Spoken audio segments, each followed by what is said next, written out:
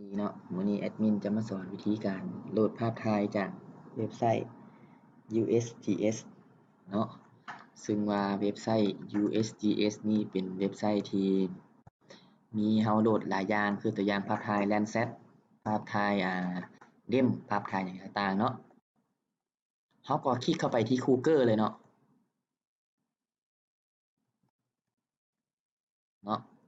หลังจากนั้นเฮาก็เลือกที่พิมพ์ที่ USGS เนาะมันจะเสิร์ชให้แล้วเข้ามาที่หน้าต่าง Explorer เนาะช่วงนี้มันจะให้ใส่คำว่า Login หรือว่า Register เนาะถ้าผู้ใดยังบ่มีให้ Register เนาะถ้าผู้ใดมีแม่นให้ดาวน์โหลดเลยเนาะแล้วขั้นตอนนี้แอดมินจะสอนวิธีการลงทะเบียนเนาะลงทะเบียนใส่เว็บไซต์ USGS นี้เนาะให้เฮาเข้าไปที่ Register เนาะ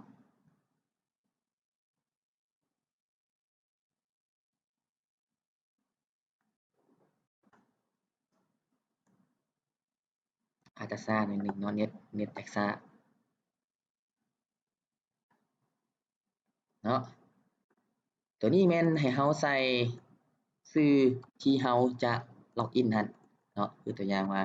แอดมินจะใส่เป็นทวีเนาะ999เอาตัวน้อยก็ได้เนาะ999แล้วก็รหัสผ่านเนาะให้เฮาอย่าลืมเนาะตัวนี้เนาะ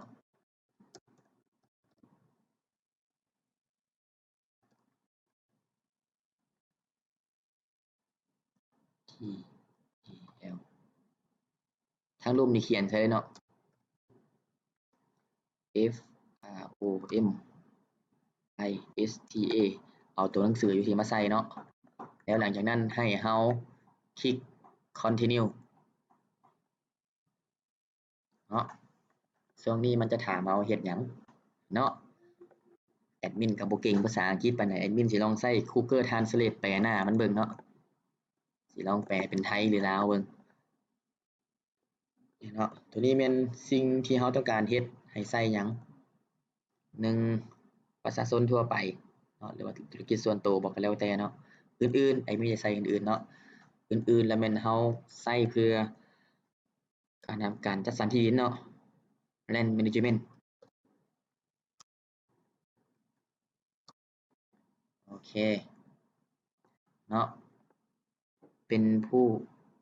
บริการข้อมูลเนาะให้ติ๊กเอาอันนี้ก็เพื่อ Management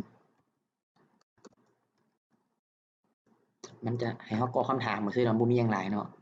ตัวนี้แม่นเฮาจะใช้ร่วมกับการสำรวจระยะไกลบ่หรือว่า Remote Sensing อะเนาะถ้าเฮาใช้เฮาก็คลิกคำว่าเอาเนาะใช้การทำงานแม่นปฏิบัติได้แล้วแต่เฮาสิใช้เนาะสิลองแสดงหน้าเว็บเดิมเนาะนี่เนาะมันจะให้เฮากรอกตัวนี้แม่นแอดมินแปลหน้าเว็บไซต์เพื่อเฮาจะได้เบิ่งง่ายขึ้นหลังจากนั้นให้เลือกการใช้งานหลักเนาะตัวอย่างว่าเฮาสิใช้ในเวียกหยังแท้ๆเนาะคือตัวอย่างว่าอ่าการสำรวจทรัพยากรด้านการเกษตรเนาะ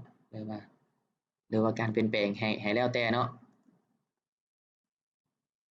แล้วก็ทรัพยากรการเกษตรสำรวจทางอื่นหยังก็แล้วแต่เนาะให้เราติ๊กเอาอันใดอันหนึ่งแล้วหลังจากนั้นแม่นแอปพลิเคชันอื่นๆนี่แม่นให้เราคือตัวอย่างว่าเราสิไปใช้กับโปรแกรมหยังเอาง่ายๆคือตัวอย่างว่าใช้กับQGIS เนาะหรือ GIS เนาะตัวนี้แม่นเลือกจำนวนเงินที่ต้องจ่ายให้แก่ผู้อื่นเราก็เอาประมาณน้อยๆเนาะ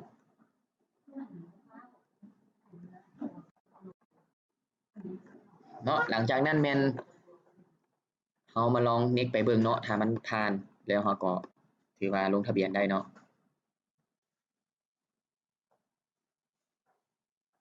โอเคถือว่าผ่านเนาะมันจะมาหน้าจอนี้ ตัวอย่างว่าหน้าจอนี้แม่นเขากรอกข้อมูลส่วนตัวเอิ้นว่า contract information เนาะข้อมูลส่วนตัวเฮาหั่นแหละเนาะว่าที่อยู่เมียงเฮาเพื่อมันต้องการข้อมูลเฮาเนาะบางคนอาจจะตัวแต่ก็บ่ตัวก็ดีเนาะ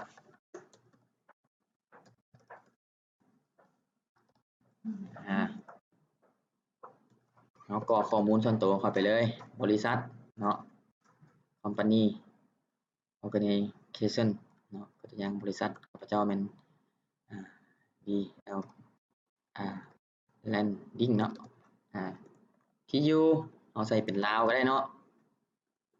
ที่อยู่ที่2แม่นเฮาใส่เป็นเมืองก็ได้เนาะเวียนเทียนเนาะ country มันแขวงเนาะประเทศเนาะเฮาก็เลือกประเทศลาวpeople diplomatic นี่เนาะเมืองก็ให้ใส่เวียนเทียนคือเก่าเนาะ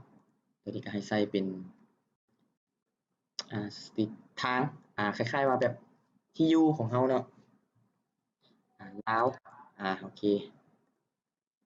เนาะ10 post ให้ใส่เป็นตู้ปนเอิ้นว่าตู้จดหมายให้เฮากรอกเข้าไปเลย10101หรือว่าแต่ละคนมีตู้ปนหยังต่างๆเพื่อมันจะอันนั้นได้เนาะบัดนี้อีเมลเนาะอีเมลแอดมินจะใส่อยู่อีเมลตัวนี้เนาะอีเมลแต่ละคนนั่นแหละเนาะอีเมล2เทื่อเนาะตัวนี้แม่นอีเมลที่จะกู้อันนี้คืนเนาะตัวอย่างอันนี้มีกรอกเข้าไปเนาะเบอร์โทรศัพท์เนาะแฟกซ์มีถ้าบ่มีแล้วก็บ่ใส่เนาะถือว่าการกรอกข้อมูลนี่ก็สำเร็จเนาะเฮาลอง next continue ไปเบิ่งเนาะถ้ามันได้มันก็จะโอเคเนาะโอเคเนาะที่ว่าเฮาใส่ได้แล้วเนาะแล้วมันจะส่งอีเมลไปหาเฮาที่อีเมลสีสมบูรณ์เนาะแอดมินสิลองกดเบิ่งอีเมลเบิ่งก่อนเนาะ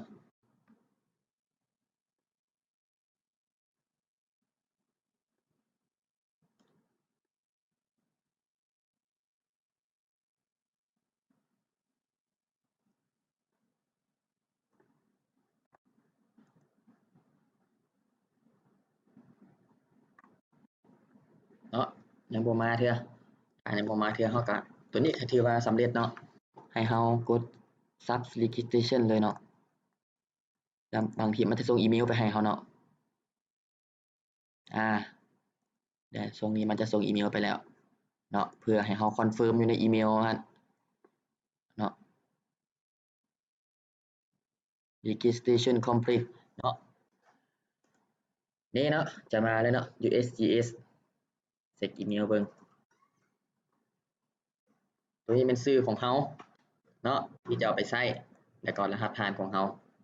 เฮาจะคอนเฟิร์มเนาะคลิกใส่คอนเฟิร์ม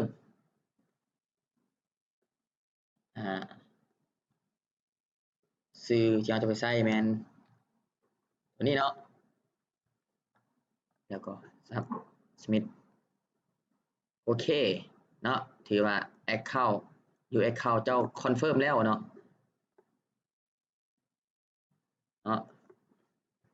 วิธีการสมัครเว็บไซต์ USGS ก็มีเพียงเท่านี้เนาะในวิดีโอต่อหน้าแอดมินจะสอนวิธีการโหลดหรือว่าการโหลดภาพต่างๆ Landsat บ่จะเป็นเดมจะเป็นอหยังต่างๆเนาะขอขอบใจ